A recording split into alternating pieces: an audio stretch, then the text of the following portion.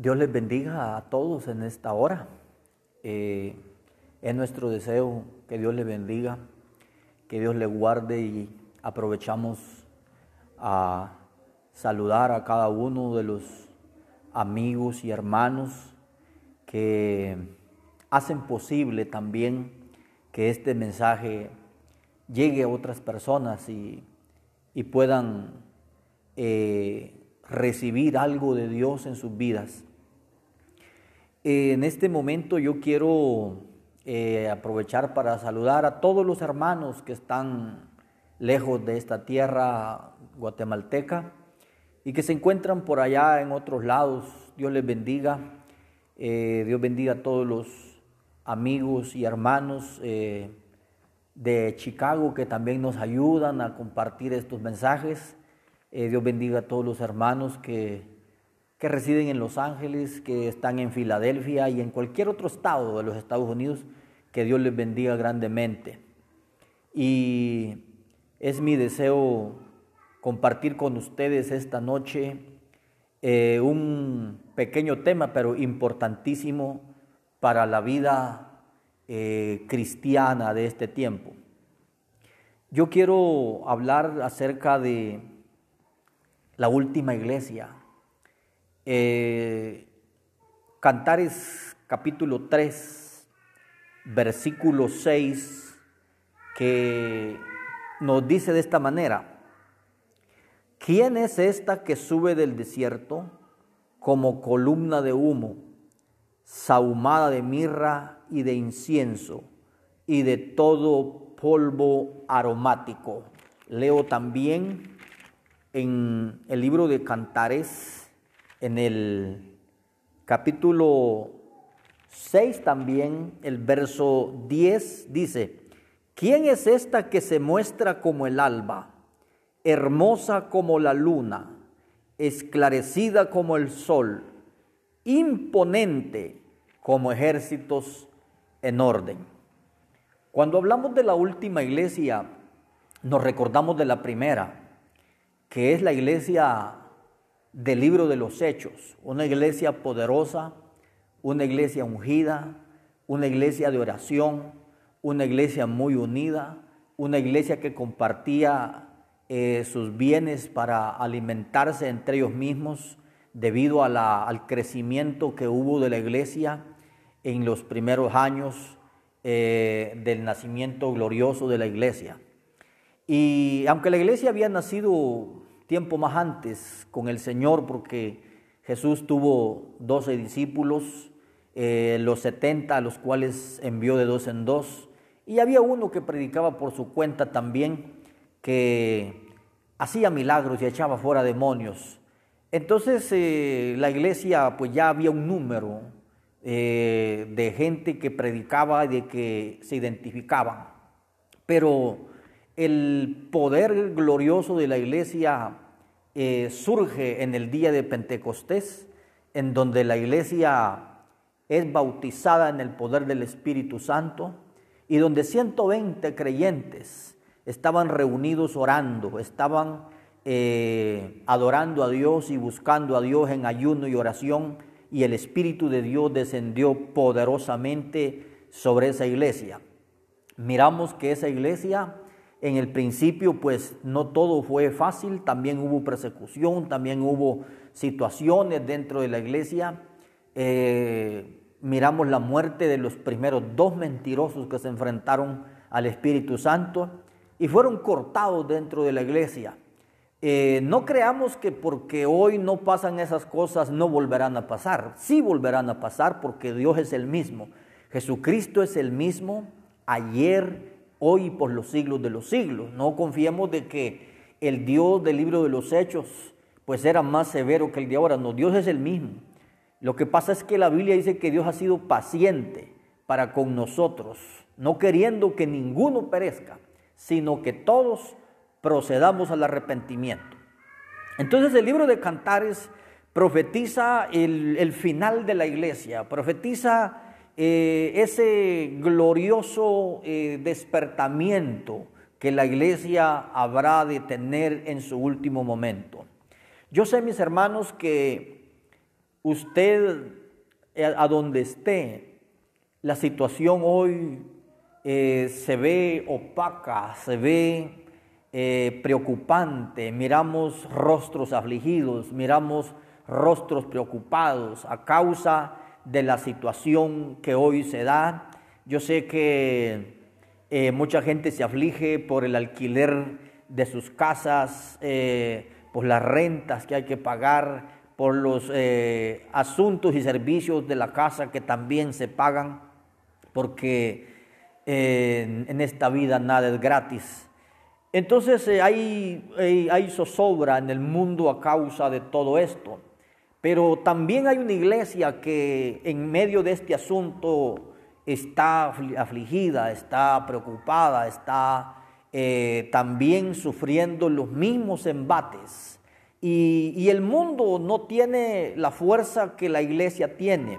Hay gente que ya entró en el desespero, que ya entró en la aflicción, que ya entró en una situación terrible de desesperación y han comenzado a sucumbir a las presiones y a las tentaciones y al desespero que esta situación ha traído. Pero en medio de este asunto, yo quiero decirles a mis hermanos en esta hora de que Dios nos ha puesto en este mundo como la luz del mundo, nos ha puesto como una lámpara que arde. Por eso nosotros hoy no debemos languidecer. Y mi propósito es enfatizar el plan de Dios con su iglesia.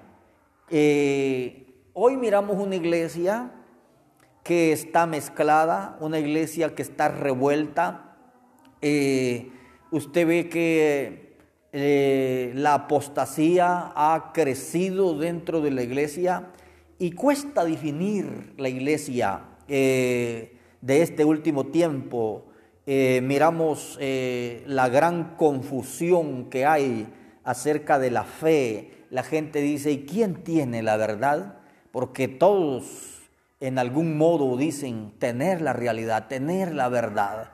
Pero ¿cómo hace la gente para ver? La Biblia dice, por sus frutos los conoceréis. El hombre no se salva ni siquiera por los dones, el hombre se salva por los frutos del Espíritu. Porque si le damos a escoger a la gente, ¿qué quiere usted? ¿Quiere los dones o quiere los frutos? La gente dice, deme los dones, porque los dones dan más fama, los dones dan más importancia, los dones dan más categoría ante el mundo, nos hacen famosos, te invitan por aquí, por allá a causa de esos dones. Pero los frutos son los que realmente salvan a la gente. La Biblia dice que en aquel día muchos le dirán al Señor, en tu nombre echamos fuera demonios, en tu nombre profetizamos, en tu nombre hicimos esto. Por eso, mis hermanos y amigos, hoy quiero decirles algo. Tenemos que depender en este tiempo de la palabra, porque hoy es el día y el tiempo en el cual abundan los profetas y las profecías y aquí y allá. Pero la Biblia dice que la profecía más segura, a la cual hacemos bien en estar más atentos, es esta. La palabra de Dios, la Biblia, la firmeza que tiene la Biblia, la importancia que tienen las Escrituras, tan así que el cielo y la tierra pasarán, pero sus palabras no pasarán. Entonces la gente a veces busca a ver quién tiene un don de profecía, quién tiene algo para decirles. La gente busca todo eso. Pero en ese día el Señor dijo, muchos me van a decir en aquel día, en tu nombre profetizamos, en tu nombre echamos fuera demonios, sanamos a los enfermos. Y es verdad, esos milagros ocurrían. Pero el Señor va a soltar una palabra terrible en ese día que les va a decir, apartaos de mí, hacedores de maldad, nunca os conocí. Porque a la gente le gustan los dones, a la gente le gusta lo destacado, lo sobresaliente, y la gente le gusta estas cosas que resaltan, que da importancia, que da fama, que en cualquier iglesia lo inviten, a cualquier lado vaya, que se sepa que esa persona tiene algo. Eso es más importante en este tiempo, más que los frutos del Espíritu, que poca gente los tiene. Entonces hay una iglesia hoy bien mezclada, el trigo está mezclada con la cizaña y cuesta definir hoy el cristianismo. Por sus frutos los conoceréis. Esa es la palabra que el Señor da. Dependiendo qué tipo de frutos tiene el creyente, así se le cataloga. Porque hoy tenemos una iglesia autocomplaciente, una iglesia que se autoengaña también, porque mucha gente tiene el asunto del evangelio solamente por pertenecer a una iglesia. Y hay gente que cae en un desnivel espiritual tan bajo y se conforman a estar así. Y entonces hay una iglesia que se autocomplace, que se autoengaña también. Por eso la palabra del Señor en el Apocalipsis, cuando le dice a aquella iglesia: tú tienes nombre de que vives, pero estás muerto. Entonces nosotros podemos ponernos el nombre de cualquier misión, de cualquier iglesia. Podemos ponerlos el nombre más destacado, el más glorioso, que hable de los portales del cielo, que hable de las piedras preciosas, que hable de todo eso. Y podemos darnos un buen nombre. Pero eso no es lo relevante. El Señor le dijo a aquella iglesia: tú tienes nombre de que vives. Y de las 7 iglesias del Apocalipsis, solamente 2 iglesias no recibieron censuras, y de ahí las 5 recibieron una reprensión del Señor, y las 5 fueron llamadas al arrepentimiento. Porque hoy hay gente dentro de la iglesia que cree estar bien, que cree que están bien así, que ese es todo su evangelio, que eso es todo lo que deben aportar, que eso es todo lo que deben hacer, pero realmente están lejos de la realidad, están lejos de la verdad. A mí me preocupa que 7 iglesias del Asia Menor no eran las únicas que existían allí, pero sí eran las 7 que llenaban ciertos requisitos que el Señor vio en esas iglesias, y por eso las toma como ejemplo. Y ahora que es el último tiempo, pues también miramos la condición de la iglesia. De todos los millones de evangélicos que hay, ¿cuánto realmente será el trigo verdadero? ¿Por qué? Porque usted ve gente que habla de Dios, que aquí y allá, hablando de maravillas y todo eso. Y realmente pues hay una iglesia muy mezclada, una iglesia muy revuelta. El trigo está revuelto con la cizaña y no lo podemos arrancar, tenemos que dejarlo ahí simplemente. Entonces lo que sucede dentro de la iglesia es preocupante, pero este tiempo nos va a enseñar algo. Yo realmente creo que hay gente sinceramente buscando a Dios en sus hogares. Hay otros que simplemente la están pasando como cualquier otro día. No, yo lo que quiero ver, el resultado de la oración, el resultado de la búsqueda, se va a notar cuando la gente vuelva a los templos. Entonces es que notaremos quién estuvo en la presencia de Dios y quién no, por su conducta, por su nivel espiritual. Eso es lo que vamos a notar, porque a mucha gente ni siquiera le va a hacer nada a esta situación que estamos viviendo ahora.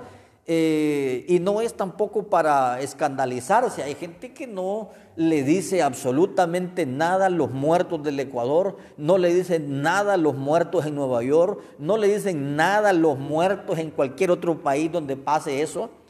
No les preocupa, no les aflige, porque tienen una autocomplacencia, creen que están bien así, que están realizados así, pero realmente es una situación bastante difícil hoy. Entonces, cuando volvamos a los templos a orar, a adorar, a bendecir a Dios, vamos a ver con qué actitud regresamos. Porque aquí es donde se va a probar quiénes son los verdaderos hijos de Dios también. Porque todo aquel que es capaz de orar sin que nadie lo vea, de ayunar sin que nadie lo vea, de vigilar sin que nadie lo esté viendo, ese es el que tiene el fruto del Espíritu para buscar a Dios, para implorar su ayuda. Estamos en tiempos de mucha aflicción, pero en medio de ese tiempo de aflicción habremos de ver también una iglesia gloriosa, una iglesia que sea diferente. La iglesia del libro de los Hechos pues fue una iglesia llena del Espíritu Santo, pero como dice la Escritura, cuando se le profetiza a Israel acerca del templo en los días de Zorobabel, ¿qué fue lo que el profeta anuncia? Y lo que el profeta dijo fue a estas palabras, sobre todo el profeta Ageo, cuando dijo, la gloria postrera de esta casa será mayor que la primera. No era porque el templo de Zorobabel era mejor que el de Salomón, no se parecía en nada el templo de Zorobabel al templo de Salomón, que fue lleno de la gloria de Dios y que se tuvieron que salir los sacerdotes por causa de la gloria que inundó el templo. No se parecían en nada a los templos. ¿Por qué era mayor la gloria de ese templo? Porque en ese templo de Zorobabel, ahí fue donde entró el Mesías, ahí fue donde entró el Cristo, ahí fue donde entró Jesús de Nazaret. Eso es lo que lo hizo más glorioso que el templo de Salomón. Entonces, pero como los judíos no entendieron y no estaban preparados para eso, no fueron capaces de discernir. Entonces también la iglesia de este tiempo final, la última iglesia que habrá de estar en la tierra antes del arrebatamiento de la iglesia, va a ser una iglesia encendida en fuego, una iglesia gloriosa, como lo dice Cantares 6:10. ¿Quién es esta? Oiga cómo dice esa pregunta. ¿Quién es esta que se muestra como el alba, hermosa como la luna? Oiga, cuando la luna está llena, que está en su mayor gloria, qué hermosura, qué gloria, qué maravilla. La iglesia también habrá de verse así antes de que se vaya de esta tierra, porque en la condición en la que estamos ahorita, sería muy triste llevarse una iglesia bastante raquítica, una iglesia bastante enferma, bastante doliente, bastante paralítica y bastante coja. Entonces se necesita el avivamiento. ¿Y qué es un avivamiento? Un avivamiento es la irrupción del Espíritu Santo en un cuerpo a punto de descomponerse. Entonces la situación de la iglesia hoy es tremenda. Tenemos grandes apóstatas dentro de la iglesia diciéndole grandes cosas y grandes maravillas a la iglesia y mucha gente comiéndose todo eso. Pero esto tiene que cambiar de repente. Por eso esa profecía, porque Cantares pues es una poesía de amor entre Cristo y la iglesia. Para los que no comprendemos muy bien esta situación de Cantares, Salomón, usted recuerde que Salomón fue un polígamo terriblemente. Dice la Biblia que Salomón tuvo 700 mujeres reinas y 300 concubinas. Pero hubo una muchacha del campo que a él lo descontroló, que lo atrajo, que lo dejó pensativo. Y como él era rey de Israel, la muchacha no soportó verlo, sino que corrió y huyó y se escondió de él. Y esto es una ilustración de lo que Cristo hizo también con nosotros. Así como Salomón no pudo conquistar a esta sulamita con vestidos de rey, sino que se tuvo que disfrazar de pastor para poder hablar con ella. También nosotros como iglesia fuimos conquistados por el Hijo de Dios, y Él no vino como Rey de Reyes y Señor de Señores. Él vino como el Hijo de Dios, el Hijo del Hombre. Vino como humano, y por eso esa palabra poderosa de Juan 1:14, y aquel verbo se hizo carne y habitó entre nosotros, y vimos su gloria, gloria como del unigénito, lleno de gracia y de verdad. Todo eso es maravilloso, porque Cristo vino a redimirnos y tuvo que humanarse para poder redimir a una iglesia. Pero ¿qué ha sucedido con nosotros? Pues que al igual que Dios levantó a Adán, ¿para qué Dios levantó a Adán? Lo hizo con un propósito.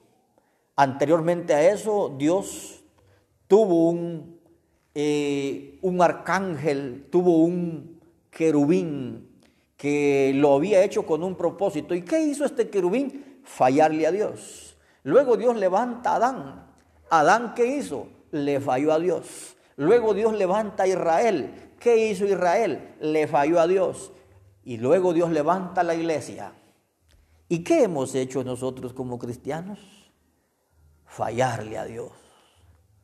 Por eso es que hoy miramos cristianos bien mundanos, hablando lenguas, profetizando, y a mí no me extraña para nada eso, que tengan ese sentir, porque al final de cuentas los dones no van a salvar a nadie, sino los frutos del Espíritu. Entonces ahora tenemos esa crisis grande. ¿Cómo discernir la iglesia? ¿Cómo saber? Entonces Dios va a tener que obrar de otra manera, porque la iglesia de hoy parece una iglesia enferma, parece una iglesia débil, y parece una iglesia así muy dañada. Pero yo quiero decir esto: si la profecía que está aquí escrita, ¿quién es esta que se muestra como el alba, hermosa como la luna, esclarecida como el sol, imponente como ejércitos en orden? Esa es la iglesia que Dios quiere. Esa es la iglesia que Dios necesita. Esa es la iglesia que Dios levantará. Esa es la iglesia que será raptada. Hoy nos preguntamos nosotros, ¿cuál es la verdadera iglesia?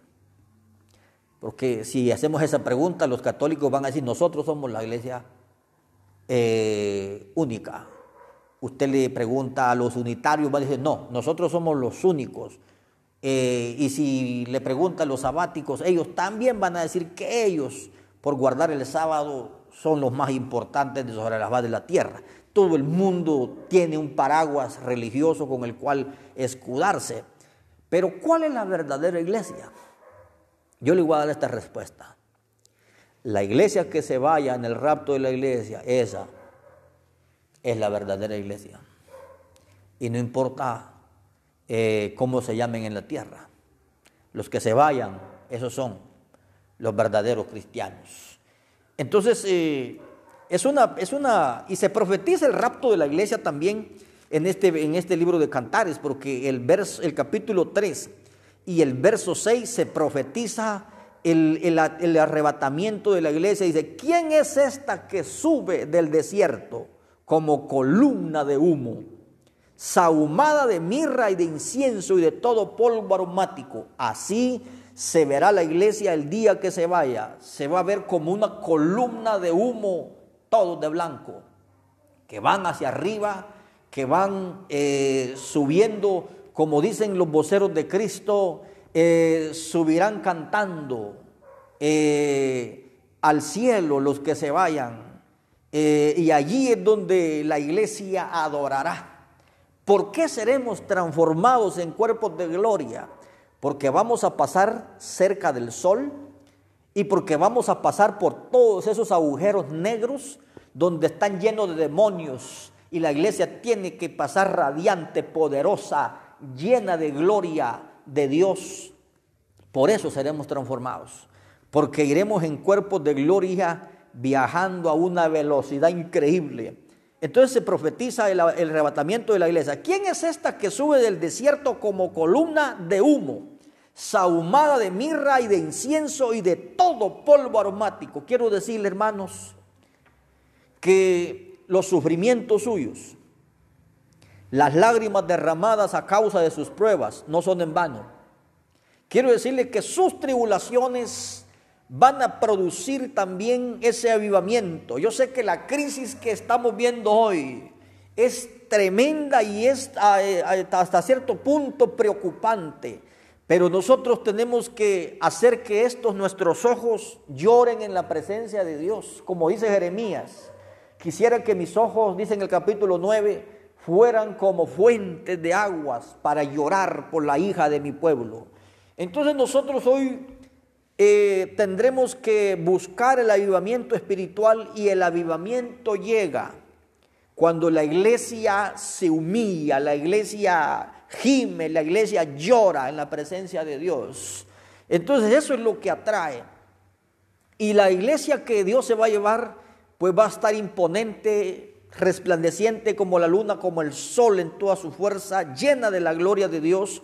Pero el verso 6 del capítulo 3 dice que está sahumada de mirra. La mirra era algo que se tenía que machacar para que saliera el olor y soltara la esencia gloriosa.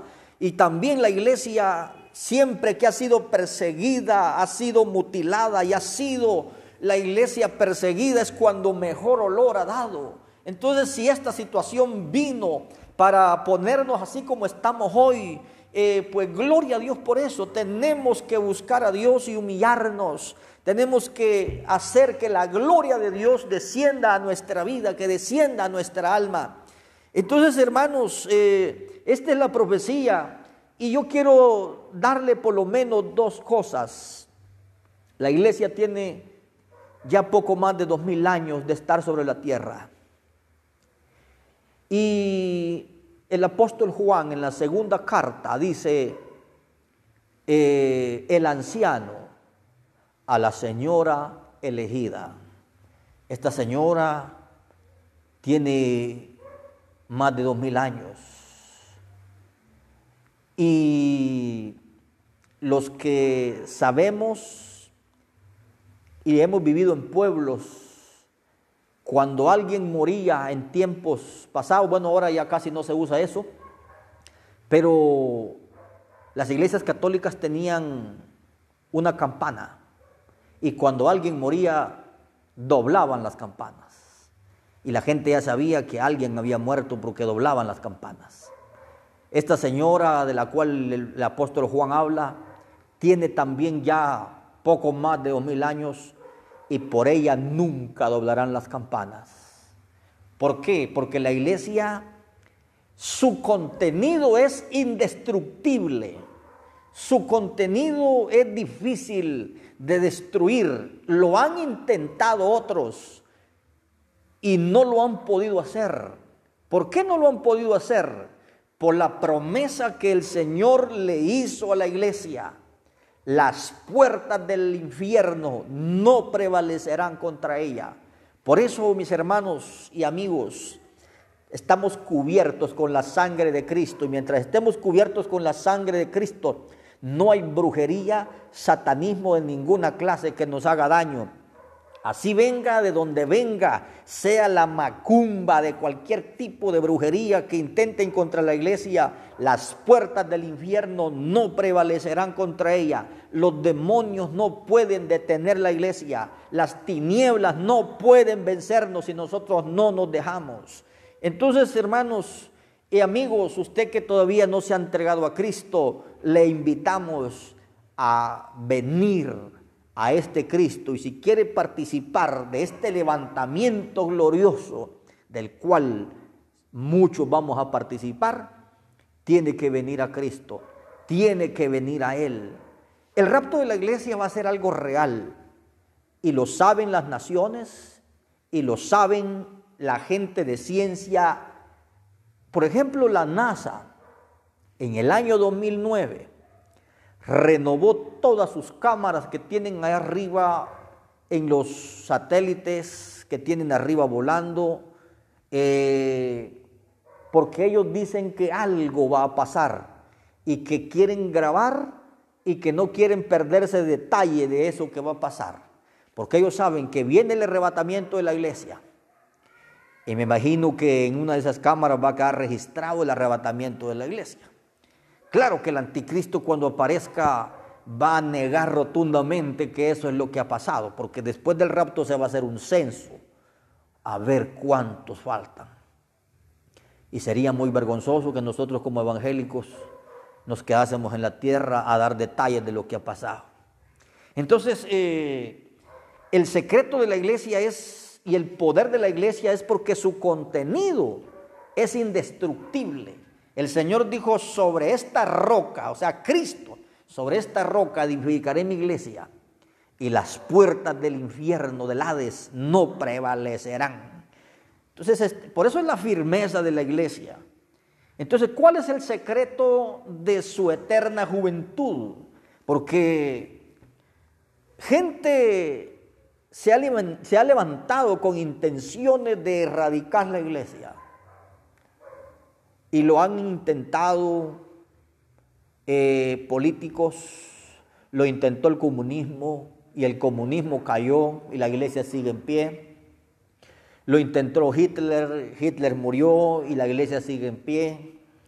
Y lo han intentado otros, pero no han podido hacer porque hay una promesa para la iglesia: yo estoy con vosotros todos los días hasta el fin del mundo. Y el fin del mundo será hasta después del milenio. Entonces, la iglesia puede que esté dormida, pero despertará.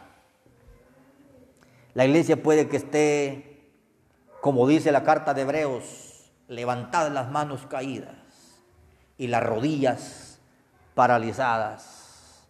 Es momento de levantar las manos y de pedirle a Dios que sane las rodillas paralizadas. Gente que es incapaz de poderse arrodillar a orar. Esto es tremendo. Entonces, ese es el contenido de su iglesia, de la iglesia. Es indestructible. El secreto de su eterna juventud es porque el Señor dijo en su palabra que Él estaría con nosotros todos los días hasta el fin del mundo. ¿Cuál es el poder que tiene la iglesia? El poder que tiene la iglesia es cuando Jesús resucita, le dice a sus discípulos: toda potestad me es dada en el cielo y en la tierra. Por tanto, id y predicad el evangelio.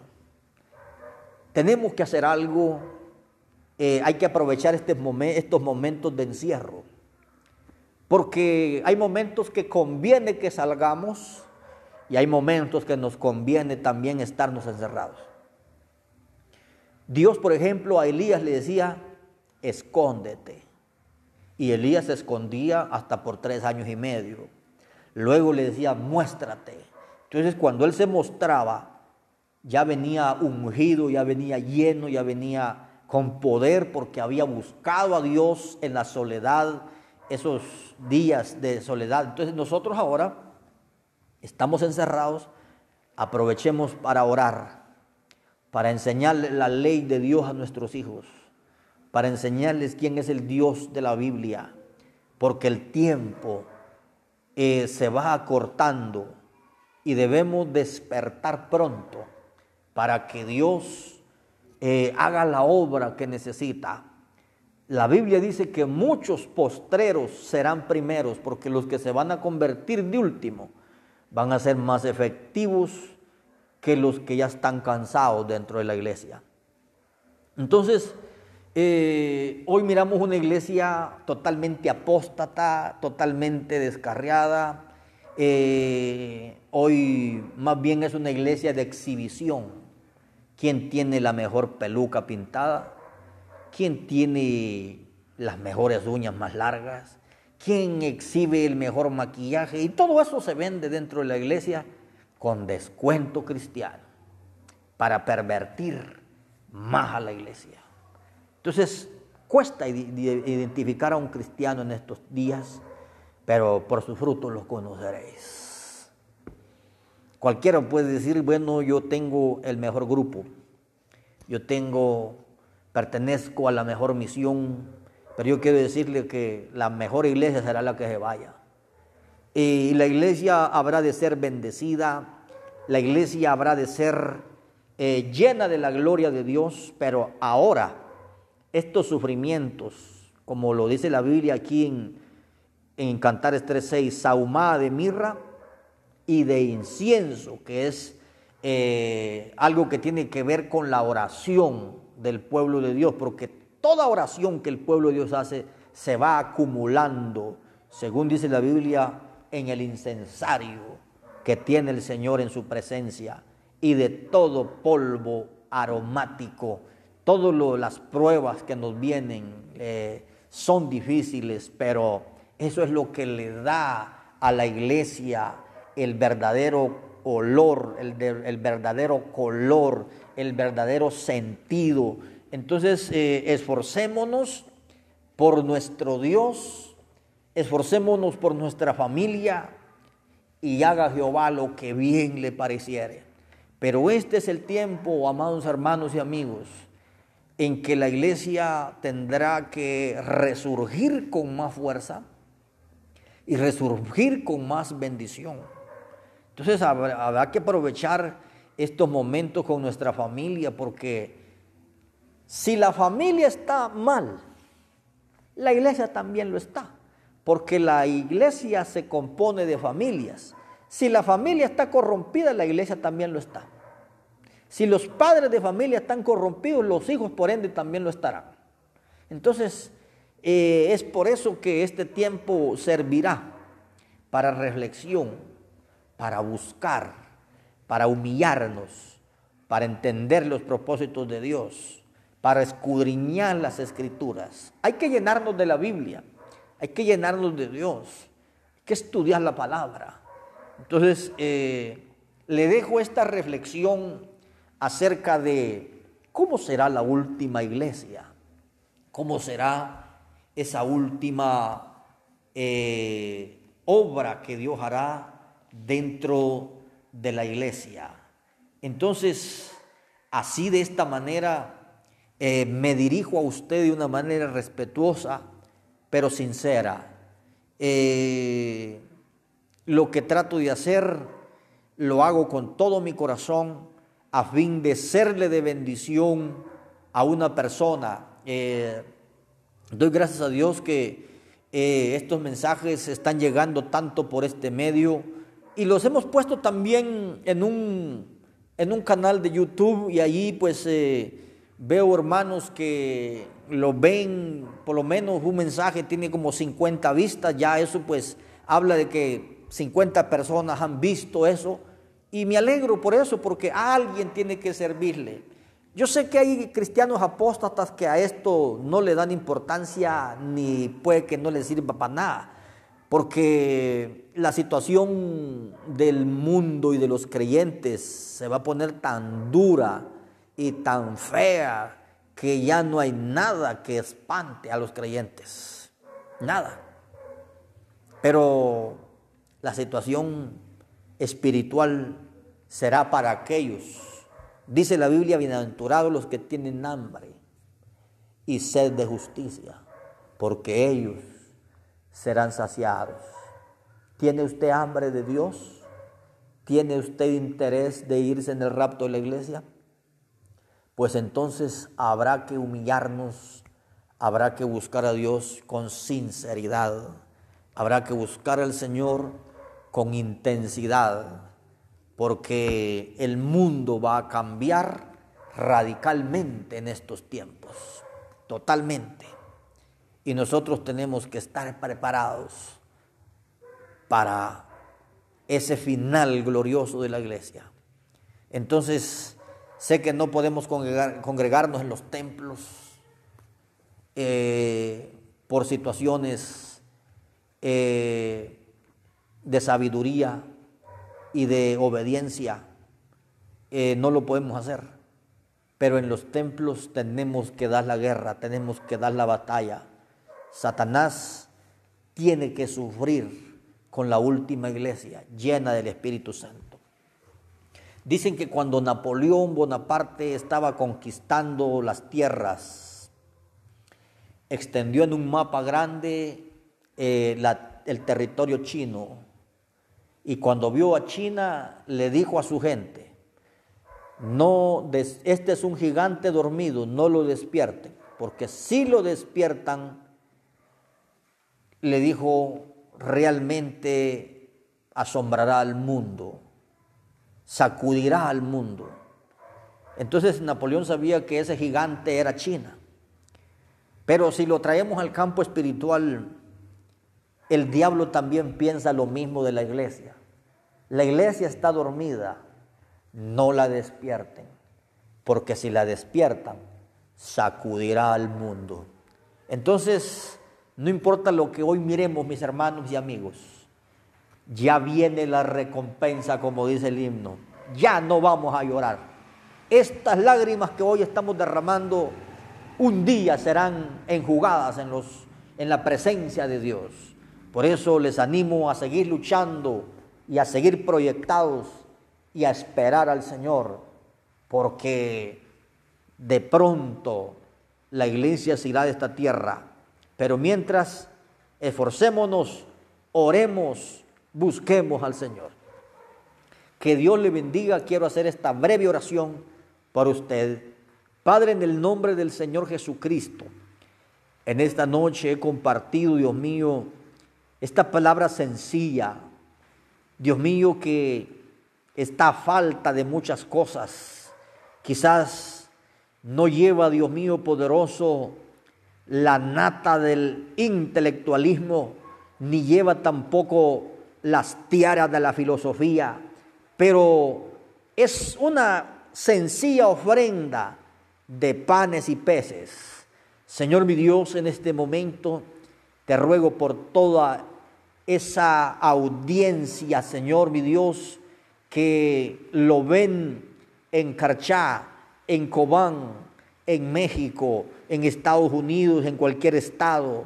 Señor mi Dios, gracias por los que nos escriben, gracias por los que ven estos videos, Dios mío.